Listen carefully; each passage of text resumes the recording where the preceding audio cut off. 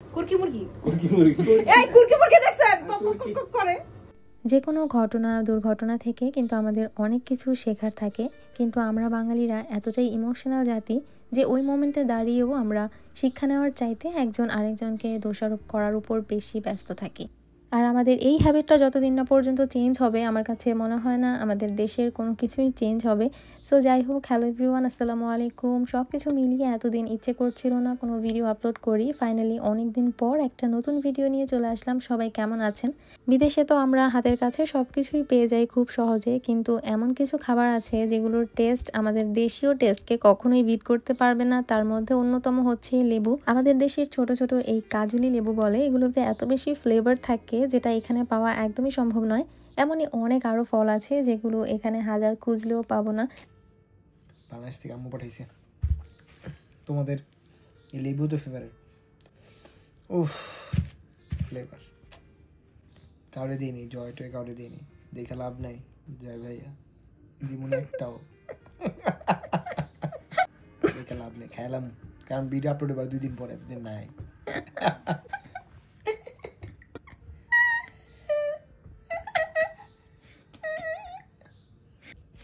আওয়াজটা দেখো। ও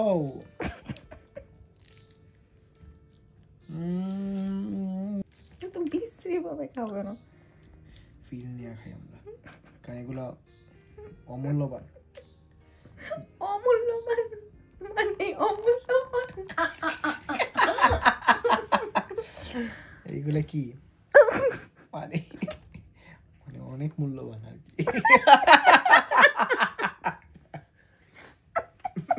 তো ঝালমুড়ি নাকি চানাচুর নাকি জাম,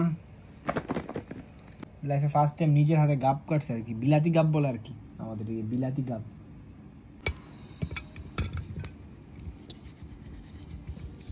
উফ, রিসেন্টলি বাংলাদেশে যে ইনসিডেন্ট হলো সেটা নিয়ে তো আলাদা করে বলার কিছুই নেই। আর আমরা যারা দেশের বাইরে থাকি তারা তো সব সময় নিজের দেশ নিজের পরিবারকে নিয়ে অনেক বেশি টেনশনে থাকি, কিন্তু পরিস্থিতি আসলে যেমনই হোক না কেন, এই বিদেশের মাটিতে আমার একার সংসারে আমার কাজ আমি ছাড়া তো করার কেউ নেই। তো বেশ অনেকদিন পর মজা করে পেয়ারা মাখা খেলাম, তারপর চলে গেলাম কিচেনে। সেদিন বাসায় রান্না করেছিলাম চিংড়ি দিয়ে লাউ, যেটা আমার খুবই পছন্দের একটা খাবার। আর নর্মালি জাপানে কিন্তু আমরা এরকম টাটকা সবজি একদমই পাই না। তো এটা এক ভাবি আমাকে দিয়েছে, এটা জাপানি চাষ করা আমাদের বাঙালি এক ভাইয়ের ক্ষেতের সবজি। দেখে এত বেশি ভালো লাগছিল, একদম কচি ছিল লাউটা। তো সেদিন লাউটা রান্না করেছিলাম চিংড়ি মাছ দিয়ে, একদমই কাটা ধোয়া পরিষ্কার করা চিংড়ি মাছ পাওয়া যায় এখানে। বাসায় রেগুলার যে মশলাগুলো থাকে সেগুলো থেকে সামান্য করে একটু ব্যবহার করছি, কারণ লাউতে কিন্তু তেমন একটা মশলা দেওয়ার প্রয়োজন পড়ে না। তারপর ধুয়ে রাখা চিংড়ি মাছ দিয়ে 2-4টের মতো কাঁচামরিচ ব্যবহার করলাম। এরপর চিংড়ি মাছটাকে মশলার সাথে ভালোভাবে একটু কষিয়ে নিচ্ছি। আর ভিডিও দেখতে দেখতে কমেন্ট করে ফেলুন আপনারা কে কোন জায়গা থেকে আমার আজকের ভিডিওটি দেখছেন। তারপর এখানে কেটে ধুয়ে রাখা লাউগুলোকে দিয়ে একটু ভালোভাবে মিশিয়ে নিচ্ছি, আর সামান্য একটু পানি ব্যবহার করছি ঢেকে দেওয়ার আগে, যেন নিচে লেগে না যায়। খুব বেশি পানি দেওয়ার কিন্তু প্রয়োজন নেই, কারণ লাউ থেকেই অনেকটা পানি উঠবে। ঢাকা দিয়ে মিডিয়াম আঁচে বেশ কিছুক্ষণ রান্না করার পর এই তো দেখতেই পাচ্ছেন লাউটা একদম সেদ্ধ হয়ে গিয়েছে। তো কেউ যদি আরেকটু ঝোল পছন্দ করেন তাহলে এখানে 1/2 কাপ পরিমাণে গরম পানি ব্যবহার করা যাবে। তো আমার রান্না একদম কমপ্লিট। আর রান্না বাড়া শেষ করে আবার চলে যাই জয় ভাইদের বাসায়, কারণ নেক্সট ডে ছিল আমাদের বারবিকিউ প্ল্যান। তো তার জন্য এখানে সবাই চলে এসেছে বারবিকিউর অ্যারেঞ্জমেন্ট করতে। আসেন না নাই, আসলে মিস করতেছে আলাদা।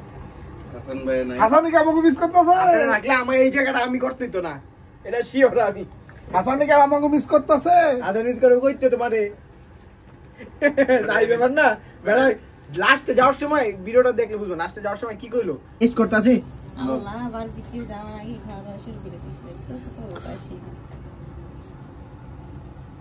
আমরা নিয়ে আসছি বাংলাদেশ থেকে, বুয়াবাড়ি থেকে। বুয়াবাড়ি শেফ, ঠিক আছে, বুয়াবাড়ি শেফ নিয়ে আসছি আমরা। প্লিজ দেখেন বুয়াবাড়ি শেফ আপনারা এসে করছে। আমাদের বুয়াবাড়ি ছিল জমিদার শেফ, আসতো নিয়ে আসতো ওইখান থেকে ট্রেনিং নিয়ে তুমি সবকিছু। এটাই তো, কিন্তু ওই যে আমাদের মুখে রাজকীয় সাতটা যে মুখে আছে, আমরা কত বড় জমিদার, বুয়াবাড়ি শেফ রে এদিকে লয়ে পড়ছি।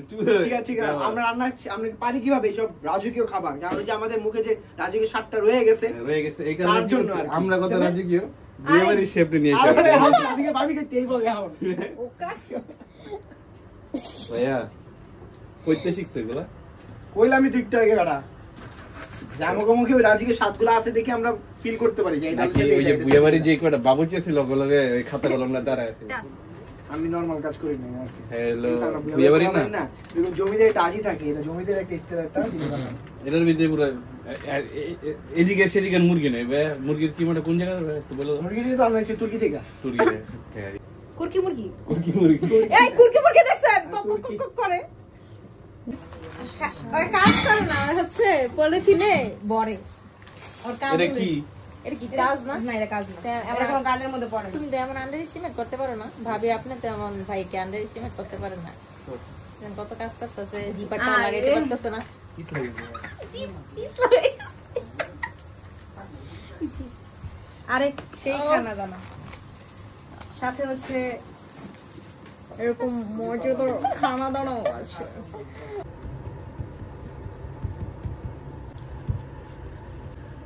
কি করে কি রে বাড়িতে লইলাস কেন ইয়া আমি ট্রাই করুম রেসিপিটা এই জন্য হ্যাঁ বাড়িতে কি রে বাড়িতে নিয়ে এসেছিস কেন ইয়া রেসিপিটা ট্রাই করুম এই নিচতলা ফাউন্ডেশনের উপর একতলা এই সিমেন্ট আল্লাহ কি রে এত কেমনে চাইতে হইব কই দেয় রেসিপি কাম করে না রেসিপি দেয় আল্লাহ নিজের রেসিপি এটা কোনো সাজ দিলে পাইবেন কি বললাম বিয়েবাড়ির ওই ফ্লেভারটা থাইকা যায় তো আমাকে বিয়ের জমিদার তো অনেক আগে খাইছিল আমার দাদারা ওই ফ্লেভারটা আমার মুখে রয়ে গেছে এটা থাকবো আল্লাহই জানে পিজা বানায় ওই মোগলাই বানাইছে পিজা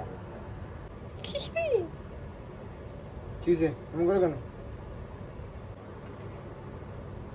চাকুটা দাঁড় কম না দেখ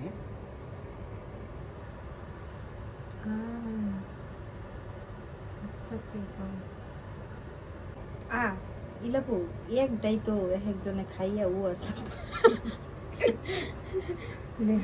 একটাই তো খাইয়া একজনের পেটটা বইলা পাঁচ দিব ইয়া সিমে আরেকটা চিকুন করে খাইলো আরেকবার না কেন লাগবে সাজ দিয়ে আমি করে দিব আর কি আরে একা একা কাজ করতেছে বেচারা ইয়েস স্যার আর কত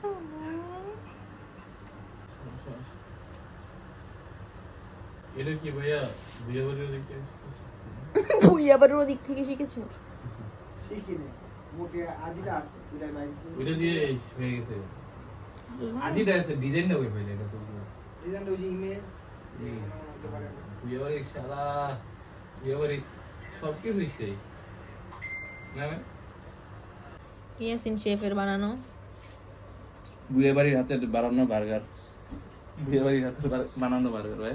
তো এই ছিল আমাদের বারবিকিউ এর preparation video. So next blog share করব আমাদের বারবিকিউর ব্লগটা। আর আমি চেষ্টা করি আপনাদের সাথে মজার কিছু র ক্লিপ শেয়ার করতে, জানি না কেমন লাগে, অবশ্যই কিন্তু কমেন্ট করে জানাবেন। দেখা হবে নতুন ভিডিওতে, সে পর্যন্ত সবাই ভালো থাকবেন, সুস্থ থাকবেন, সবাইকে আল্লাহ হাফেজ।